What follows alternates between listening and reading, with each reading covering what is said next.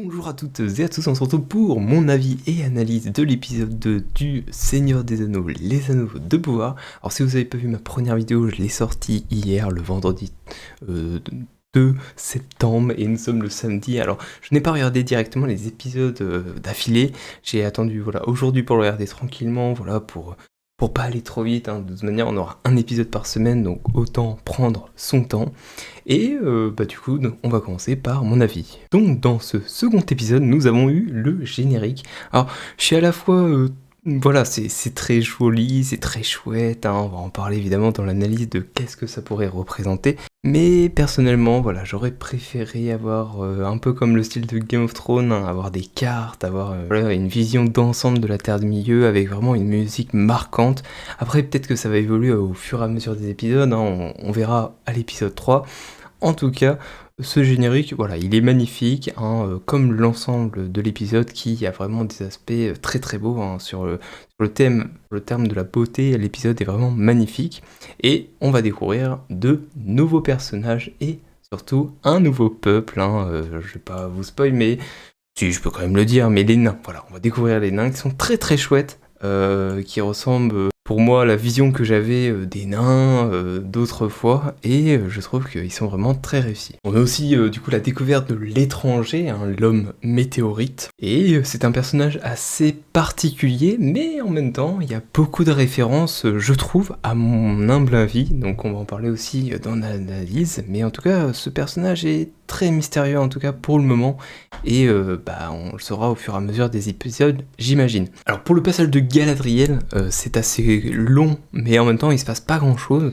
Elle va découvrir des nouveaux personnages, elle va tomber sur une sorte de créature, mais on n'avance pas très vite de ce côté-là, on avance beaucoup plus vite par contre sur la menace qui est assez originale, hein, mais je vais expliquer ça aussi dans mon analyse, c'est pour ça que je fais très vite, on passe les détails. Je pense que dans l'ensemble, l'épisode est sympa. Je l'ai vu qu'une fois, donc pour l'instant j'ai préféré le premier épisode. Le second épisode est peut-être un tout petit peu plus lent, mais en même temps il y a beaucoup d'informations qui sont très importantes, et je pense que ça va s'accélérer très vite dans le prochain épisode.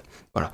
Donc on va passer directement à la partie analyse. Donc pour ceux qui n'ont pas vu, n'hésitez pas à aller le voir. Pour ceux qui n'ont pas vu mon analyse de l'épisode 1, n'hésitez pas à le voir aussi. Et bien, commençons cette analyse. Alors, on va directement commencer par le générique qui est tout simplement magnifique, hein, on va pas se le cacher. Alors, il y a pas mal d'images, des différentes représentations qu'on pourrait avoir. Alors, il y en a, je pense qu'il y en a un avec les 9 anneaux, du coup, des hommes. Il y en a un où on voit les 2 arbres qui représenteraient potentiellement les arbres de Valinor. On a aussi un peu le symbole des Numénoriens. Alors, je pense que c'est un des symboles qu'on a vu sur pas mal de promotions. Et enfin, la branche de Fëanor, hein, l'étoile de Fëanor, j'imagine. À la fin, on voit une espèce de nuée noire séparer un peu tous les éléments. Et je pense que c'est une représentation de la musique des Ainur, hein, de Ilúvatar. Donc en fait, ça fait écho un peu à la première introduction qu'on a eue avec l'épisode 1. L'épisode 1, et elle raconte qu'au départ tout était bon, donc elle parle vraiment de Ilúvatar qui créa le monde, et là on est sur un deuxième, épisode 2, bam, on avance, le mal arrive, il fait il sépare le bien, et crée un peu la discorde à travers, du coup, Morgoth. Donc je trouve que ce générique il est très bien, mais du coup j'espère qu'il va évoluer au fur et à mesure des épisodes. Après, vu le budget, je pense qu'ils ont mis pour faire le générique, parce qu'il est quand même magnifique, je pense qu'il va rester pendant un bon moment, mais je pense qu'il va évoluer. Du coup l'épisode reprend directement à la suite du premier, hein, c'est plutôt logique. Galadriel part nager, hein, parce qu'elle est toute seule, et on retrouve Nori qui tombe sur l'étranger. On va rester longtemps sur l'étranger. Alors cet étranger, je sais pas pour vous, mais c'est vrai qu'il fait beaucoup résonance à Gandalf, hein. Il va y avoir pas mal d'éléments que je vais expliquer qui font quand même un rapprochement avec lui. Alors, il semble totalement endormi, il semble avoir pas de langage à proprement, il parle pas, et la première fois que Nori le touche, il va essayer, il sait pas encore contrôler, je pense, l'énergie qu'il a en lui. Du coup, Nori et Dori évidemment, elle va suivre son ami, vont le secourir et l'aider. Alors, petite scène rigolote où ils les mettent sur la charrette, l'emmènent en haut de la colline, et évidemment, il va s'en aller, donc petite scène rigolote. Donc, il donne un escargot, lui, il va le manger totalement en entier. Bon, il sait pas manger les escargots, hein, c'est terrible. Mais avant de manger ces escargots, la première fois du coup qu'il se réveille, et il va utiliser le pouvoir du vent. Alors là, c'est première capacité de ce magicien, parce que c'est sûr c'est un magicien. Eh bien, sa capacité est de contrôler un peu les éléments, hein, entre le feu, le vent, peut-être l'eau, on verra peut-être dans d'autres épisodes. Mais ce qui est intéressant du coup, la représentation qu'il fait au moment où il fait le vent, c'est que tout se noircit en fait. Et je trouve que ça fait vraiment écho à la scène avec Gandalf qui va gronder Bilbo, qui ne veut pas lui donner l'anneau dans la communauté de l'anneau, hein. Pour moi c'est une référence, c'est sûr. Aussi, il y a un deuxième fait, c'est beaucoup plus tard dans l'épisode, Dori vont aller revoir l'étranger, et là on va voir qu'ils s'amusent avec les lucioles à reproduire des signes dans le ciel, et ils commencent à parler à la luciole, hein, évidemment ça fait aussi référence à Gandalf qui parle aux papillons en haut de la tour d'Orthanc et aux animaux. Donc voilà, deuxième similitude, et on va avoir un troisième point un peu plus tard, c'est qu'il va écrire sur un symbole qui ressemble beaucoup à celui que Gandalf avait émis, hein, sur la porte des nains, enfin pas la porte des nains, mais la porte de Bilbon, saquée au début de son aventure. Du coup, pour l'étranger, c'est à peu près tout ce qu'on apprend durant l'épisode, hein. Il va pas forcément parler beaucoup plus. Ces signes, pour l'instant, je vois pas trop qu'est-ce que ça nous apporte, hein. Il veut essayer de communiquer. Et pendant ce temps-là, nous avons les pieds velus qui décident de partir plus vite. Et nous avons Largo, donc le papa de Nori, qui va malheureusement se fouler la cheville il portait il essayait, je pense, de faire tenir une sorte de tente, et malheureusement le câble a cédé, hein, la ficelle s'est dénouée, et malheureusement il s'est foutu la cheville. Donc ça va être compliqué pour lui de l'emmener. Alors je pense qu'ils vont le mettre sur un brancard et ça ira. Mais pauvre petit Largo, il s'est blessé. Après les pieds velus et l'étranger, nous allons aller chez les elfes. Et là, hyper étonné, parce que du coup, la cité, hein, on sait enfin à quoi elle ressemble, c'est bien la cité d'Eregion, hein, comme c'est dit dans la série. Eregion, voilà, selon les prononciations. Donc c'est le royaume de Celebrimbor, hein, ou Celebrimbor, comme vous voulez. Et là, voilà, il y a plein de références lors. On nous présente le marteau de Fëanor. Et on a aussi la mention de la création par celui-ci des Silmarils. Et il explique aussi que du coup, ces Silmarils contiennent la lumière de Valinor. Alors pour résumer, en gros, les Silmarils ont été créés par Fëanor, un grand forgeron, durant le premier âge, même avant, et à la destruction des arbres, et heureusement qu'il avait créé ces Silmarils, parce qu'ils contiennent en fait un petit peu de la lumière des arbres. Donc grâce à ces Silmarils, ils avaient encore la lumière. Sauf que le problème c'est que au moment où Morgoth a détruit les arbres, il a aussi pris 3 Silmarils et il les a emportés en Terre du Milieu. Pour faire court ensuite, il y a eu les guerres du premier âge, les Silmarils tous étaient détruits mais disparus, voilà. On fait très simple. Et la lumière a réussi à être un peu sauvée pour faire en sorte quand même qu'il y ait la lune et le soleil. Alors, on a une petite référence à Morgoth un tout petit peu plus loin où Celebrimbor nous explique qu'il les a contemplés pendant des semaines et qu'il n'arrivait pas à dévier son regard de ses joyaux. Du coup, Celebrimbor, il est en mode « Moi, qu'est-ce que j'ai accompli ? Et je veux accomplir quelque chose. » Et du coup, il nous explique son projet. Donc là, son projet, en fait, à Celebrimbor, c'est de construire une tour, que en haut de cette tour, il y ait une forge, et que cette forge soit la plus puissante, on va dire, pour forger des choses, capable d'engendrer une flamme aussi chaude qu'une langue de dragon, et aussi pure qu'une étoile. Alors il explique pas concrètement qu'est-ce qu'il voudrait forger, mais c'est un outil de pouvoir. Et voilà le commencement, je pense, des anneaux de pouvoir. Voici son projet. Donc là il explique qu'il doit l'avoir construit pour le printemps, sauf qu'ils n'ont pas de main d'œuvre assez grande pour la construire, malheureusement.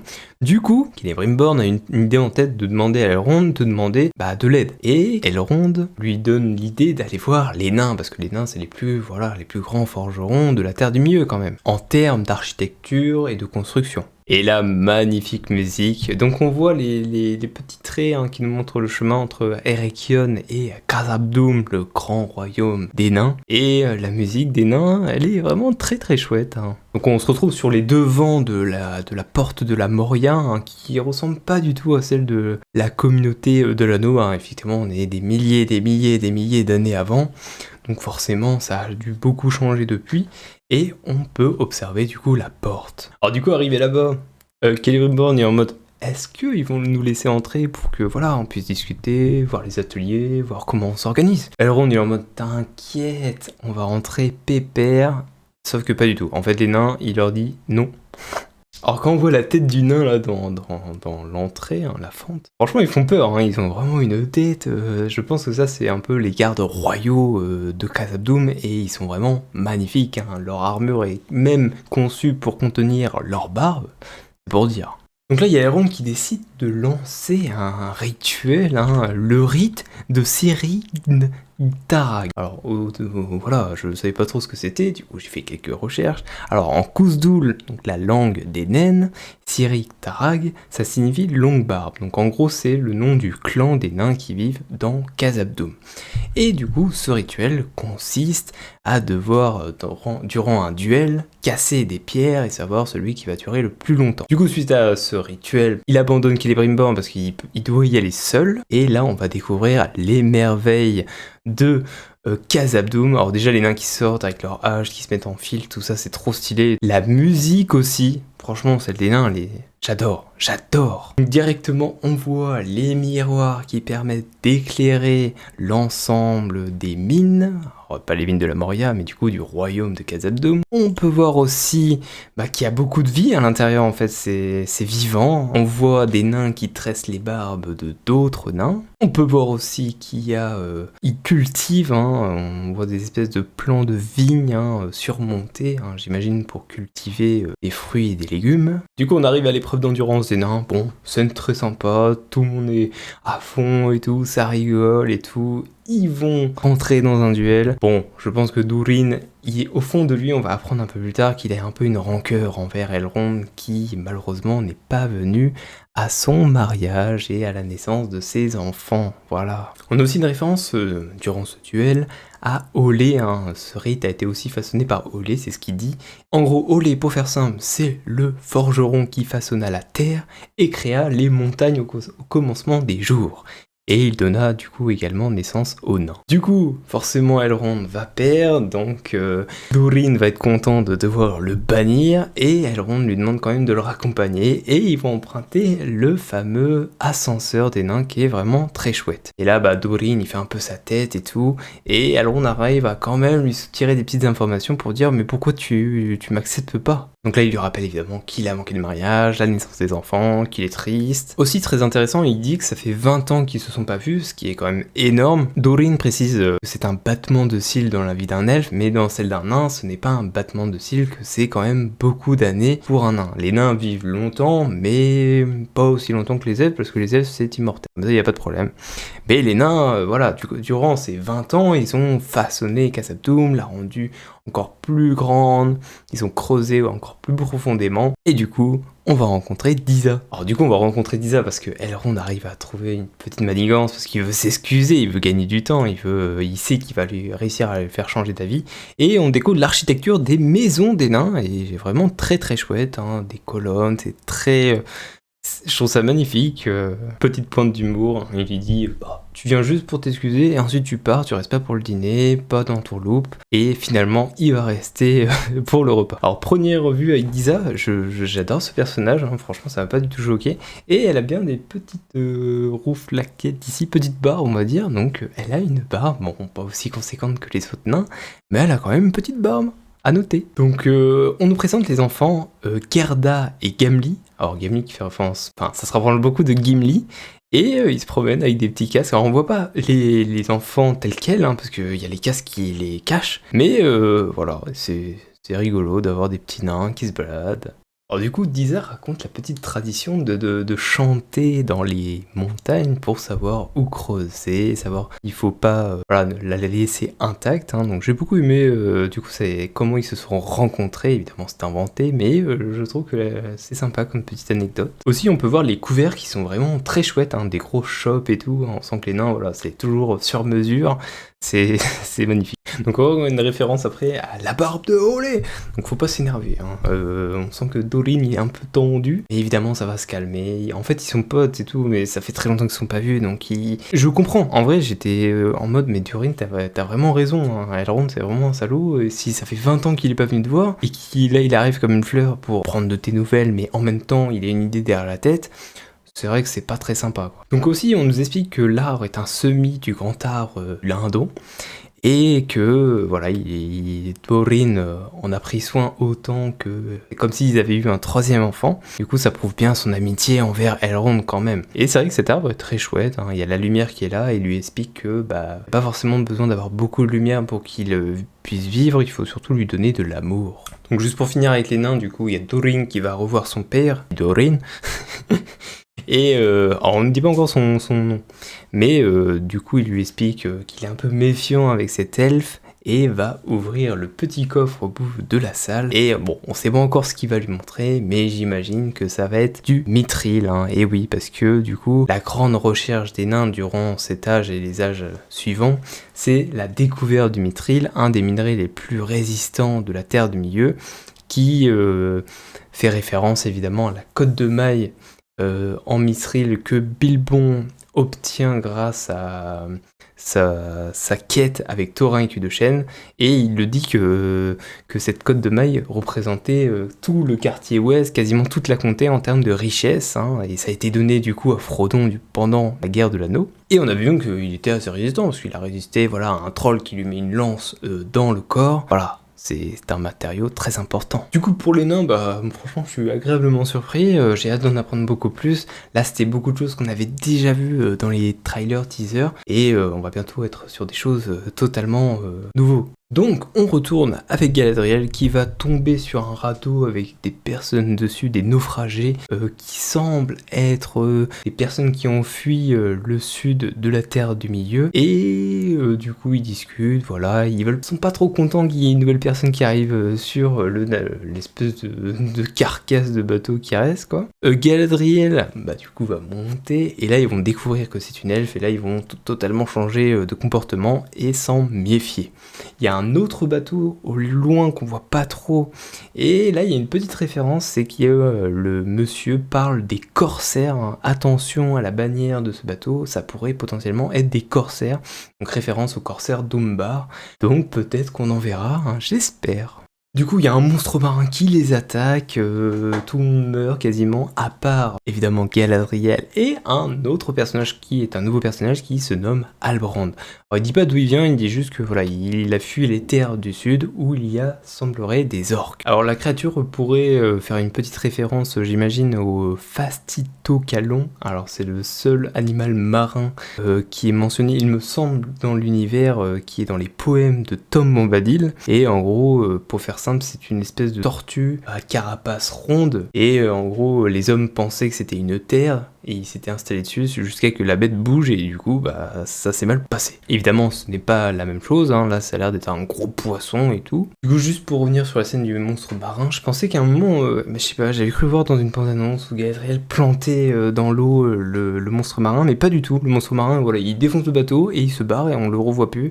Juste après une tempête où Galadriel s'est attachée, pas pourquoi elle s'est attachée, mais du coup elle coule et tout, et du coup Halbrand va la sauver pour au final la remonter, et ça finit sur Halbrand et Galadriel qui se réveillent et qui tombent sur un navire, je pense Númenórien, avec Isildur. Et du coup, la dernière partie de cette analyse, nous retrouvons Arondir et Browin dans le village de Indor, qui est complètement massacré. Alors il y a des trous dans le sol, il se pose des questions. Arondir demande à Browin de partir, dire au village de fuir. Arondir va rester pour examiner terminer la zone et rentrer dans les tunnels. On apprend plus loin que il y a des bêtes, des orques j'imagine, dans les tunnels et il va s'enfuir, il va passer dans l'eau et là il va arriver dans une espèce de forêt, enfin pas encore une forêt mais il va se faire attraper, alors sûrement par des ents, je ne sais pas, à part si c'est des orques, mais si c'est des orques, il va forcément mourir, donc je pense que c'est plutôt des ents femmes peut-être, je ne sais pas. On retrouve aussi Théo qui est quand même un peu énervé à propos des souris et qui va défoncer le plancher. Alors moi personnellement si je fais ça chez moi je pense que je me fais tuer, mais lui tranquille, ça a l'air tout à fait normal, et il va se rendre compte qu'il y a un trou et il va se cacher dans le placard juste à côté. Bon, est-ce que c'est une espèce de trappe, je sais pas trop ce que c'était, mais est-ce que c'était forcément la meilleure idée? Je ne pense pas. Du coup pendant ce temps-là nous avons Browin qui est partie avertir le village, sauf qu'elle n'a pas de preuve, du coup personne l'écoute. Elle rentre chez elle, elle tombe sur le trou, elle se dit qu'est-ce que je vais faire? Alors étape 1, aller prévenir des gens, étape 2, trouver une arme et affronter le danger, et troisième, est-ce que je regarde, je mets la tête dans le trou, et ensuite je me dis oh là là, je vais me cacher dans l'armoire juste à côté. Bon, c'est ce qui est choisi. Du coup, elle se cache dans l'armoire, il y a un orque qui débarque, alors l'orque a une tête étrange, mais voilà, il a un masque, en fait, c'est pour le protéger du soleil.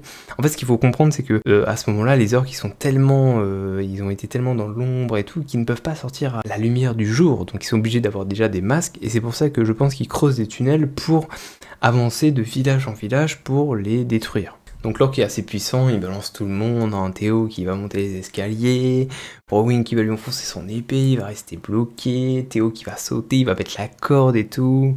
Bon, ils arrivent à le tuer, elle lui coupe la tête, pas mal, petit combat, elle va rapporter la tête au village, et le village va comprendre qu'il faut partir. Donc on les voit partir, et au dernier moment, du coup, pour terminer cet épisode, nous avons Théo, du coup, avec l'épée, qui du coup va être reconstitué. Donc ce qui est très bizarre avec Théo, c'est que du coup il a une espèce de plaie et son sang va se diriger vers l'épée pour que du coup elle se reforme, et là on a la musique encore une fois de Sauron et on termine cet arc là à ce moment là. Donc je pense que la suite de l'épisode, les orques vont débarquer, donc il va falloir fuir direction la tour en espérant que les elfes sont encore là-bas. Alors cette épée, du coup, je pense qu'elle fait référence un peu à Gurftang. Alors je pense pas que ça soit cette épée-là, mais son autre nom c'est Dard Noir de Brétil, et il y a une citation, en fait, juste pour faire très très très simple, cette épée tua un des personnages, Thorin, durant les histoires du premier âge, et cette épée, avant la mort, va lui dire « Oui, je boirai ton sang avec joie pour oublier le sang de Beleg, mon maître, et le sang de Brandir. Tué injustement, je te tuerai promptement. » Je sais pas, je trouve que ça fait référence à ça. Pour ceux qui s'y connaissent évidemment en lore, dites-moi dans les commentaires. Pour ceux qui ne connaissent pas du tout, vous inquiétez pas, ça ne change rien du tout. C'est une épée maudite, c'est sûr.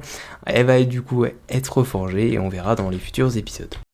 J'aimerais juste rajouter un truc dans l'analyse. À un moment, il y a Browin qui retourne au village de Tir Arad et on voit deux statues, donc une représentant un dragon. Peut-être que ça fait référence au passé des hommes qui ont combattu aux côtés de Morgoth et du dragon Glorung. Et un autre, une sorte d'aigle, qui semble être un peu ce qui représente aussi le pendentif de Halbrand. Donc est-ce que Halbrand vient du village de Tir Arad? C'est fort possible. Donc du coup cette analyse est terminée, c'était très sympa. Donc moi ce que j'ai retenu principalement, c'est le marteau de Fëanor, les Silmarils, Celebrimbor et le royaume des nains, les orques qui arrivent, et Galadriel et Halbrand qui vont rencontrer les Núménoriens pour le prochain épisode. Et évidemment l'étranger, où j'espère qu'il va avoir un peu plus de discussion, parce que pour le moment voilà, il parle pas du tout, c'est gênant.